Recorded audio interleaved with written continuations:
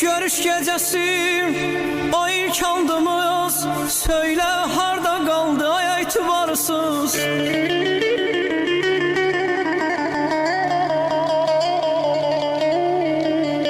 Niye sevgimizin kızıl gönçesi açılmadan soldu ay etibarsız, ay etibarsız.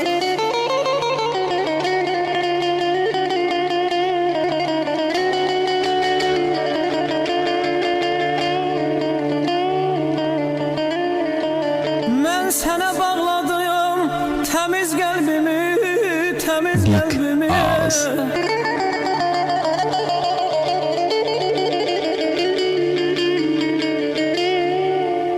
Mən sənə bağladım bütün qəlbimi, dolandım başına.